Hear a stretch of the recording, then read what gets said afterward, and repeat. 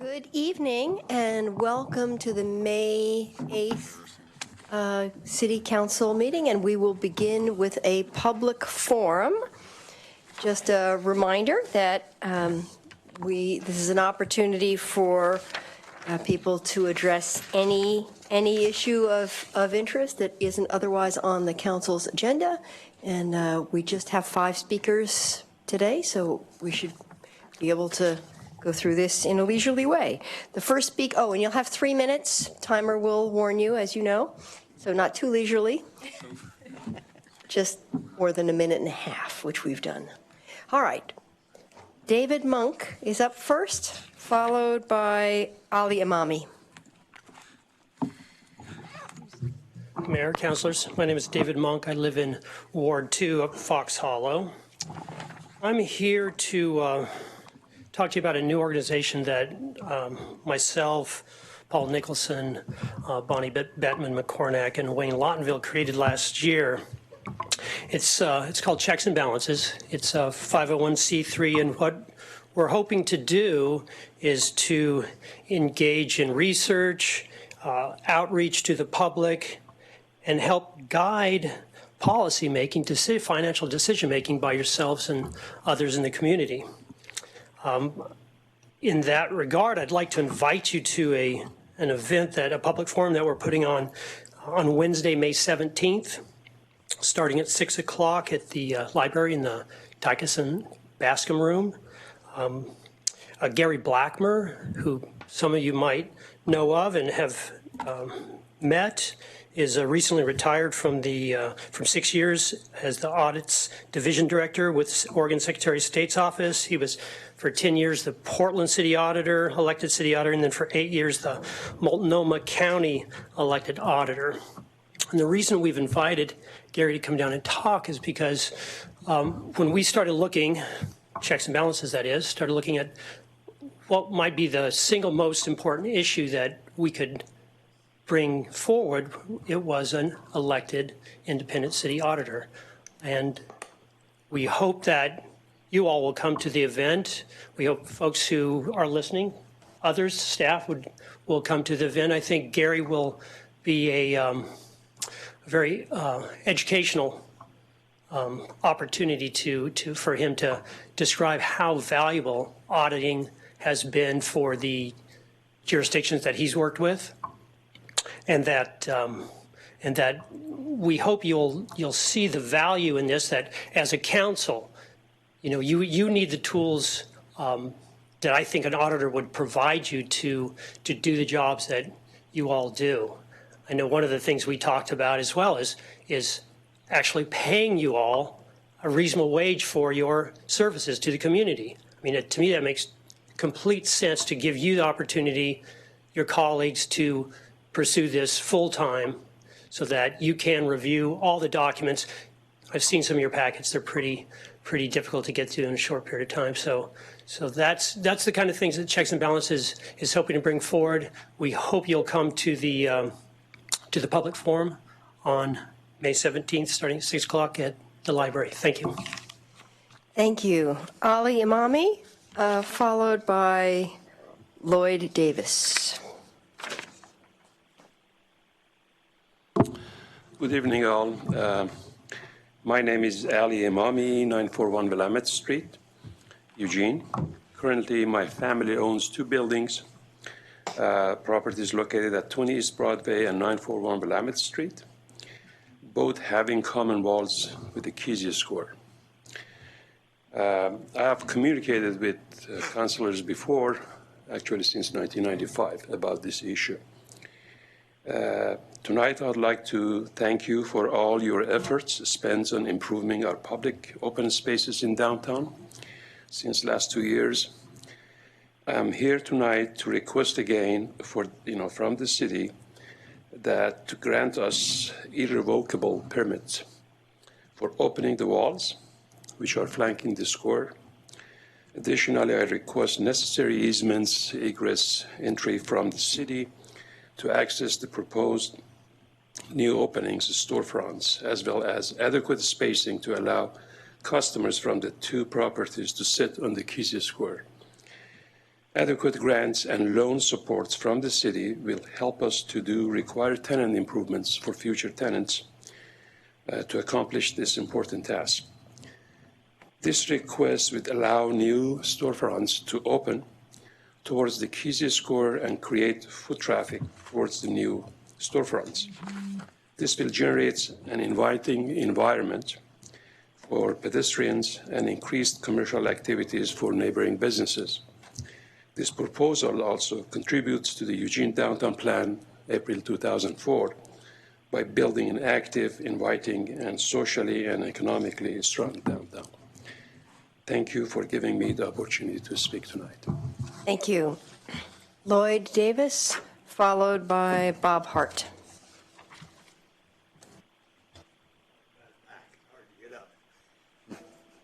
Sorry about the way I'm dressed. But I didn't come down here to show off, so I wanted to talk to you primarily about the way you're advocating this here, taking care of the people downtown. I was downtown about a month ago, give or take, and I was in the Starbucks having a cup of coffee. I was sitting there at a two-chair table. And this fellow walked by. Incidentally, I'm a retired cop with 23 years on the Eugene Police. This fellow come by dragging his bag, and he made it a point deliberately to run over both of my legs. I didn't say anything because I have big legs. And so anyway, he goes up and he sits down. And I tell him, I said, well, partner, that chair might be for somebody else. And he says, look, he says, I answered to two people, Chief Kearns and the mayor. And he says, that's all I answered to. I'm a captain with the Eugene Police Department. And so I seen the way he acted and looked. I knew he probably was. And I said, well, I know a lot of captains on the Eugene Police Department. And he said, if you don't like this, he goes into his pocket and he pulls out this pocket knife, opens the blade up, and the table was about yay big around. He's sitting on one side, I was sitting on the other. And so I thought, well, if I was anticipating initially to feed him the table, if he was going to cut me. Well, the table weighed about 50, 60 pounds, so I grabbed a hold of the chair and I was going to feed him the chair instead. Anyway, he says, I'm a captain and I'll answer to nobody but Chief Kearns and the mayor. Anyway, you're advocating on letting them people go. I know this had nothing to do with it. He wound up being mentally off, and they're sending him maybe up to state hospital. I don't know. But here I am, innocent as a babe in the woods. The reason he picked me, because I was probably the littlest and the oldest guy there. And I wasn't concerned. I used to box, but we weren't going to box. We was going to have a knife fight. And I just thought I'd let you know, advocating having all them people downtown there sure as hell is not a good idea. That's about all I have to say. Okay. If you have any questions, shoot them on. Thank you. You're welcome. Oh, incidentally, the one guy sitting there, a young guy, he said, I'm going to go have him call the police over there. So the manager called the police, and the two police officers showed up. And Good. Took care of him. yeah, but if it had been somebody down there that wasn't as dumb as me, I'll put it like that, and I could have got up and left. Yeah. But I didn't know what he's going to do to the next person. Thank you very much. Why? Next is Bob Hart, followed by George Brown. Mayor and council members, Bob Hart, Executive Director for Lane County Historical Society and Museum. Several years ago, the Lane County Historical Society endorsed an adaptive reuse proposal by local businessman Kit Tang Trong Jita, owner of the Carte de Frisco. Kit proposed reuse of the historic Agripack building as a restaurant on a plot of land he was purchasing on Franklin. The Historical Society Board liked the local connection with the adaptive reuse of a historical building, as well as his signature streetcar trolley look to his food cart. We applauded the city's involvement where all too often our communal response has been to knock down old buildings without sufficient consideration given to retention and modification. It's my understanding that various complications have arisen concerning relocating the Agri-Pack building to the proposed property. Amongst them, a seemingly endless argument concerning who will pay for moving the building, but lowering the building onto the as-yet unbuilt restaurant foundation. I wish tonight to reiterate support of the Lane County Historical Society and Museum for continued appropriate city support for the relocation and eventual adaptive use of the historic Agri-Pack building, as expressed in part of the Carte de Frisco business plan. However, if this proves unworkable, then the Society and Museum hope the building fabric can be repurposed and adequately historically interpreted for public enjoyment. Thank you. Thank you. And last up, George Brown.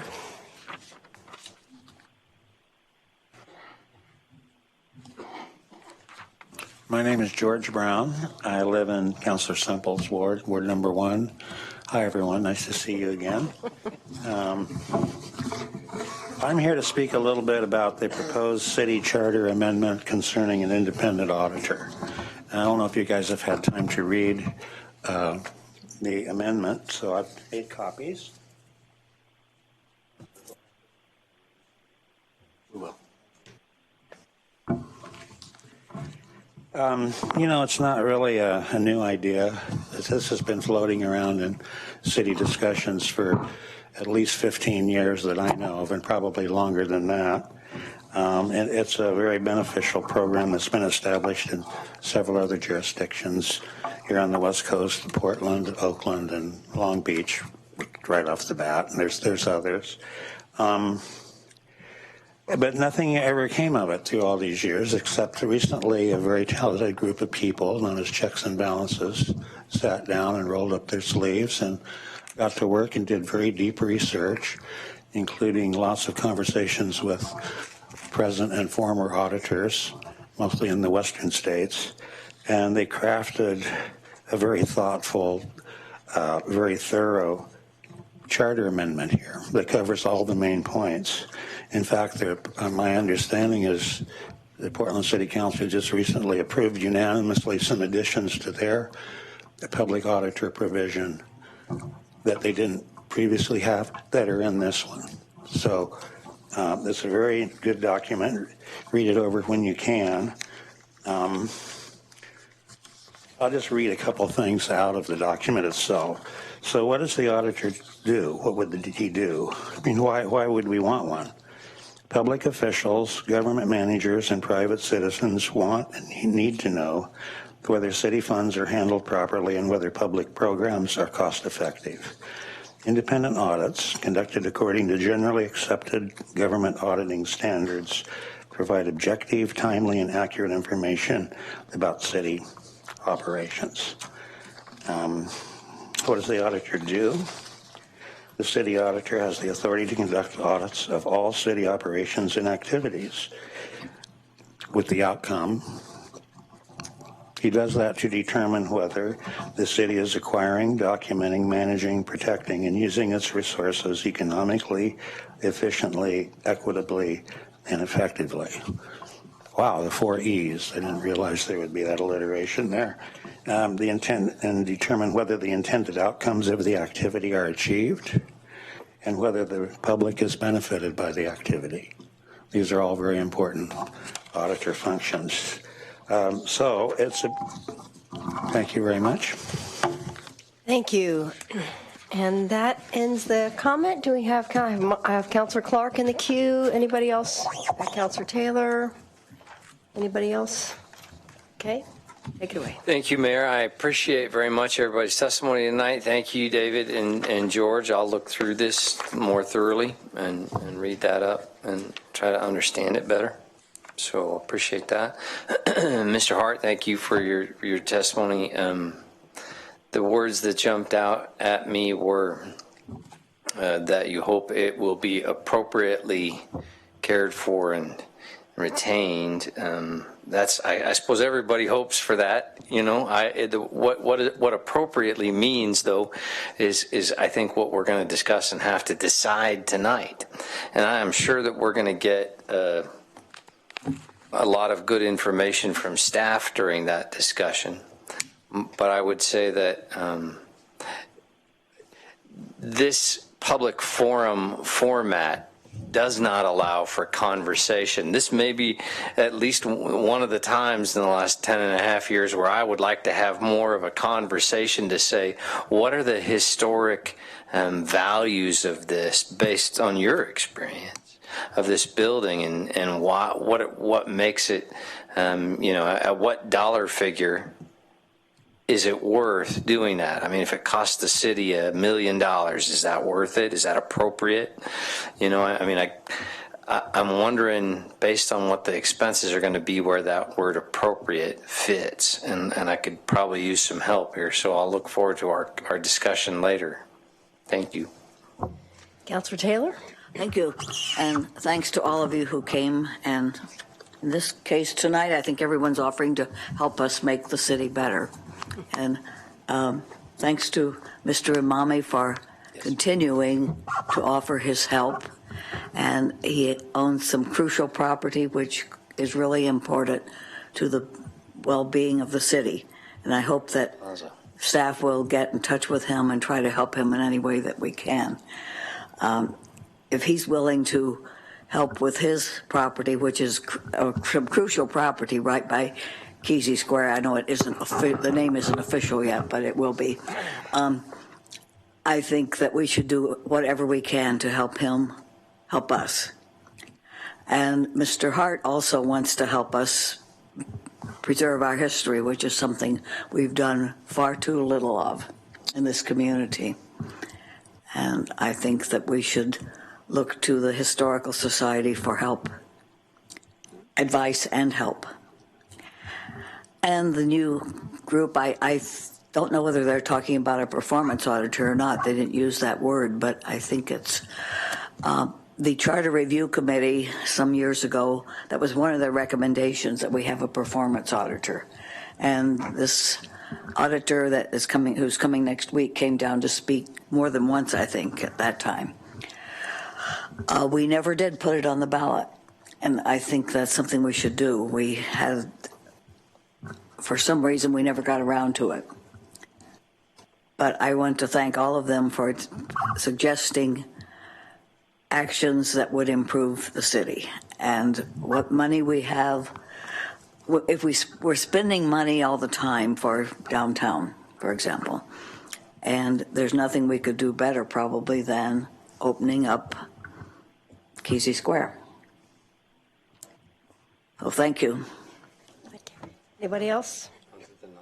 I just want to close by also thanking everyone who came. I do also want to thank Mr. Hart, who I am glad that you came to share your thoughts on this facility, since we're on a deadline and it's helpful to hear from you. And really, I appreciate the checks and balances and the invitation to hear from Mr. Blackmer, and I think that's very useful public conversation for us to be having, very appropriate. And I agree with Councilor Taylor, very, very helpful. And Mr. Davis, I'm dismayed as always to hear these stories about things that happen downtown, and glad that the police were appropriate and timely in their response. So I don't know if he's still here, but and thank you, Mr. Imami. So thank you all. I think that closes the forum, and we're actually closing this meeting and opening the meeting for the Urban Renewal Agency. So I guess, do I have to bang the gavel again? Yep. All right. We are now in the meeting of the Urban Renewal Agency. Manager? Thanks, Mayor. Michael Kinnison and his team will lead us through a conversation on the AgriPac building. Turn this on. Evening, Mayor, councilors. My name is Michael Kinnison. I'm the director of the Community Development Division. Excuse me. And I'm here to talk to you about the AgriPac building. What I thought I would do is just kind of provide a little bit of context, you've gotten an AIS from us and a memo that kind of outlines the process, but just to make sure that we're kind of all tracking and understand where we're at. The building itself was constructed in 1921 and served as the offices for the Eugene Fruit Growers Association, the Agri-Pack Company, and Chiquita. And it was part of the cannery complex that used to occupy what is now our federal courthouse and Northwest Community Credit Union. And that complex was one of the city's largest industrial sites and employers, and provided distribution, canning, packing, drying, and other processing for the agricultural sector. Until it was in use, the building was in use until 2001 when the facility was closed. And as I mentioned, the site was eventually redeveloped as other uses. The Northwest Community Credit Union project was what precipitated our having to relocate the structure. And so there at that image you can see where the original location was there at 8th and Ferry, and it was eventually moved onto EWEB property next to their substation and in the vicinity of the steam plant on the EWEB's property along the riverfront. In May of 2013, the Urban Renewal Agency entered into an agreement with the General Services Administration and SHPO to protect the Agri-Pack building, and that eventually ended up in its relocation in hopes of finding another owner and reuse for the building. In June of 2013, the Urban Renewal Agency entered into an MOU with EWEB to allow for its temporary storage on their property. It was eventually relocated there, where it has remained on steel beams and wood cribbing since June of 2013. There you can see the building being moved, and in the lower right corner, that's where it stands today. Council approved selling the building in March of 2014, and it was sold that July to Kit Tangranjita, owner of Cart DeFrisco. The buyer's agreement stipulates that Kit would maintain the structure and relocate it by August of 2015. Kit had a vision that it would be incorporated into his restaurant concept on property he owns on Franklin Boulevard. And then part of that agreement was that the city agreed to cover up to $50,000 in moving costs of the building. Unfortunately, Kit has been unable to secure the significant resources to relocate the building to bring his vision to fruition. And I would say that none of us probably envisioned the complexity of moving this building, stabilizing it, investing in what it would cost to actually have another site ready to host it. So it's just turned out to be much more complex than I think any of us had really imagined. We've tried over the years to work with Kit to facilitate his being able to move the building, and most recently offered a loan to help with those costs, but we've really been unsuccessful to find a path to do that. And we now, the city considers the building abandoned, and our responsibility to determine its fate at this point. The current estimates are, just to give you a sense for kind of the growing costs of finding a home for this building. The current costs for building a foundation, stabilizing it, moving and permanently setting it up at an offsite location are easily in excess of $100,000 now. And that does not count the probably several $100,000 costs that somebody would have to invest in it to really make it an adaptable reuse, which is a significant cost for any private party to undertake.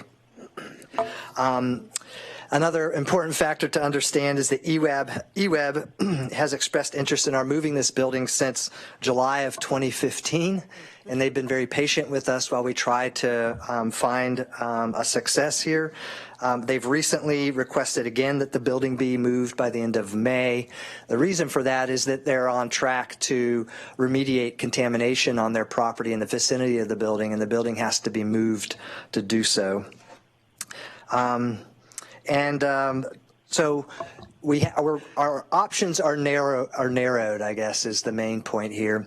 I had a couple of other images just to show you kind of how it's stored. Buildings of this nature really aren't designed to be stored like this temporarily, so it is deteriorating in place. It really should be on a foundation. So you can see blocks are falling. That's one of the doorways. Some of the features are still intact. The wood doorway and front there looks in good shape. But you can see that there's significant cracking, and the walls are separating, and it's an unreinforced masonry structure. What's holding the masonry together is just deteriorating. So just to move it now, just to stabilize it, to move it requires a significant engineering investment in the building itself, as opposed to where we were at when we initially moved it. So the options that are laid out in your AIS, I think there are we could temporarily relocate it again. I think the costs there are around $55,000, so we could move it somewhere onto the property that we're purchasing from eWeb, out of their way. Another option is to demolish and remove the structure. A recent quote on that is around $10,000, and I think the mayor has proposed maybe a third path to consider, and has been discussed tonight, about salvaging some of the fabric of the building and considering another reuse. We don't really know what that would cost. Certainly would be considerably less than relocating it off-site, but somewhat more than just demolishing and removing the building. We've had some conversations with our Parks division, and they're certainly open to thinking about how might we use some of the bricks and incorporate that maybe into walkways or a wall or something, even along in the new park along the riverfront. So there may be some opportunities to do that there. And with that, I think I'll just leave it to questions. Okay, great. Thank you. I have Mike and Emily. Oh, sorry, Councilor Clark and Councilor Semple in the queue. Thank you, Mayor. Excuse me. Okay, thank you very much for that, Michael. What's the historical value of that building? Well, let me qualify this by saying I'm not a historic preservationist, but in reading kind of the record of this back and forth, the highest value of the building would have been if it was in its original, maintained in its original location. So the building in and of itself, outside of that historic context, has limited historic value in terms of from a professional point of view in the state. So. Right. So what we're making the decision on to some degree is subjective here, because the historical value plays a role, the sentimentality of it. I mean, I think that Councilor Taylor's right when she says we've preserved far too few things in our community, and many that we should have. I know that many of the brick buildings downtown, for example, that were once in our downtown core, I lament that they're not there when I look at the Smead building and I think that looks cool, and the walls, when you're walking down that alley, and how cool it was. But I know someone whose father was in the deconstruction business, a gentleman in his 70s, whose father was a part of deconstructing many of those brick buildings downtown years and years and years ago. And he used to tell me stories of being up on the roof and being able to grab the walls and go like this and watch the whole wall buckle and shake, because it's just, and the McDonald Theater needing to, having the roof almost cave in one night and all those sort of things. So there's historical value, and there's safety, practicality, and what you could do, and we're having to kind of divine that middle here. So I'm looking for more information about the subjective part, the historical value, the things that took place there. I don't know how we get that information. We have a local historian in the room, but I know that that's not our process to ask him about that. So I don't know how to proceed with that. Okay, Councilor Semple. Thank you, Mayor. Thanks for the information. I definitely support Mayor Venus's idea of carefully deconstructing and using the parts for some respectful historical commemoration. I think the blocks are fascinating with their bumpy texture, and they could be retaining walls or some special art. I really like the wood doors if they're reusable. I'd love to see them become part of our redevelopment of the eWeb property. We talked earlier, we don't know what's inside. If there were large beams, those would be worth saving. But because it's moved and it would cost a lot to put it back together, and we don't have a place to put it, and wherever we put it wouldn't be historical, I really support keeping it in pieces and putting it back together in another way. If it's appropriate to make a motion to that, I would be willing to do that. Thank you. Before, I have two more people in the queue, but let me just clarify for folks who don't know that what I had suggested the council consider is that we deconstruct the building carefully and keep the valuable materials, and then have an RFP and invite artists to create something else with it, either an installation or a sculpture that could be on site or close to site. So that's the discussion, thinking that would be less expensive but honor the history. So with that explanation, Councilor Pryor. Thank you. Can you remind us when the building was built? 1921. 1920s. And at the time, was it constructed with an eye towards its historical or long-term use? Or was it just a building? I would be speculating, but I think it was constructed with a utilitarian use in mind to serve the cannery as an office. It was an office for a cannery. Used, I think, for its entire existence. Which would explain why it was built the way it was without reinforcement, just stacked bricks with mortar. Well, probably a lot of that construction was just that was the way you constructed. Yeah, in fact, a lot of the construction was not built with the intention that it would last for a long time. Some buildings, like the Lane building downtown, have been here since the beginning, and they've been preserved. And so you can do that, but it requires an effort to do something like that. If this one hadn't been moved and it was still sitting there, it probably would be fine right now. Yeah, if it was still sitting there.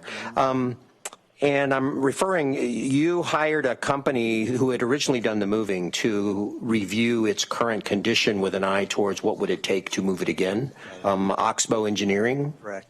And I'm referring to the report that we got in our plan, and I'm looking at one of the pages in here, and I'll just quote one sentence. Without support at the top and with other problems noted above, there is a very real risk that the wall and the building could collapse and damage the other structures. Meaning if we tried to move the building without some significant reinforcement effort, the building could just fall apart. And the picture you showed of blocks falling out of the building is an indicator that the mortar holding the bricks together has failed for the most part. They won't move it without doing some sort of significant wrapping of the building in order to be able to move it, which would be very, very expensive. The fact that the building has deteriorated and was never built to be that long lasting, I think it would be problematic to try to move it. And so I would agree with the mayor that the materials are intriguing. They're very interesting. The blocks that are used are very interesting, and I think there's a whole host of uses that you could use for this particular kind of block. The block itself is of historical significance, even by itself. The double side doors that you showed, I think those could definitely be reused. I think there's a lot of materials in the building that could very appropriately be reused, and I appreciate Bob's willingness to say, if you can't move the building, if it's just problematic, we would like to see the materials reused. So I don't think demolishing the building is a good idea. I think we should carefully deconstruct it, and those materials, which I think are valuable, should definitely be put to a respectful and historically significant purpose. Thank you. And Councilor Taylor? Thank you. Could this building be a part of the new park by the river? You mean intact? Yes. I don't think we don't have a final park design yet for the riverfront park, and so I think it's premature to know exactly if that's even possible. We haven't had those conversations with our parks division. We only really talked about could we use some of the material and for some of the improvements that are envisioned in the park. I think we should do more thinking about that before we decide on demolition. And I'd like to hear Mr. Hart's opinion of whether we could use the whole building or whether we could use parts of it. But I would say on the parks piece, if the council wanted to move it intact and put it over in the new park, of course it could be. As Michael has talked about, it'd be very expensive, and there is some danger that structurally it may not be able to completely get moved over there. But with enough time and money and energy, you could probably move it over and use it as a building onto the park. It'd be pretty expensive, but. Thank you. Any other conversation?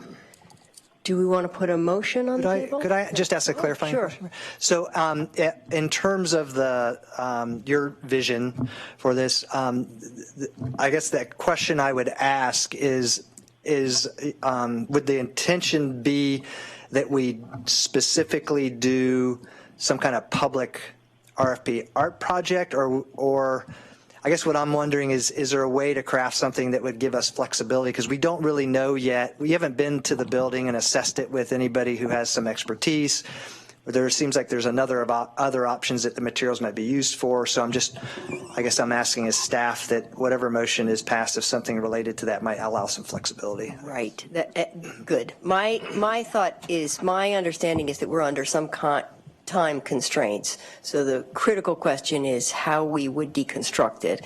And so my suggestion is that we simply talk about maybe doing a thorough evaluation, including historians, architects, whoever need to look at it to evaluate the materials that are sturdy enough to be reused. We deconstruct it now, and then at the next step kind of figure out, perhaps that's something staff can come back with recommendations around, what seems appropriate. Yeah, what I would say, Mayor, I would agree with that. It feels like the deconstruction's a time-critical piece. I would suggest that we could work with Bob Hart and others on the historic preservation piece to say, okay, what's a good way to move forward? We would also work with, we have Isaac Marquez on the art side, and I think between the art community, the historic preservation community, and us, we could come up with what we think might be a really interesting process to move forward with the reuse, which is different than the deconstruction. So Right. I think I got a motion. Are we good? Okay. I think, do you want to weigh in on this first? Based on what I heard, would that be helpful? And you can say. I was going to say, and usually this falls to council president who's not here, and then the vice president, so that's why I've been kind of piecing this together. But if I say it in a way that's inappropriate, then I'd love to hear your thoughts on it. Jump in. But I was going to say move to direct the manager to evaluate and dismantle the building and to reuse as much of it as is practical after its appropriate evaluation. And so what, I think that probably works. I think what that would mean is we would move to deconstruct it, save all the material that we can, and then do the analysis, and we would bring in the historic preservation, the artists and all. That's the evaluation and then part. Figure out from there what we do with the building to bring it back. That's how I would move forward on your motion. That's my intent. Okay. Okay, so is that the motion? We've got his motion language. Do we know what it is? Did you write it down? We can I did recapture. that on the fly. What do you think? I can we repeat it maybe- if you We like. can go back and recapture that. We can recapture it, so everybody is comfortable, they know what the motion Need a says. second, though, before. We A need a second. There we go. Okay. All right, any further discussion? All in favor of the motion?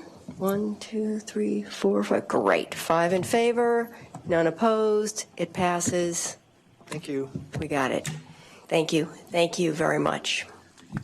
And I think that closes the meeting of the Urban Renewal Agency, and we are done, correct? Well, committee No, reports. do we have, and items. committee reports and items. Does Betty have more? Right? How could I forget that? So you want to reopen the, Council? So I need to reopen the council meeting. And are there any committee reports or other items of discussion that anyone wants to bring up? No? Okay, I think we are officially done. Thank you very much.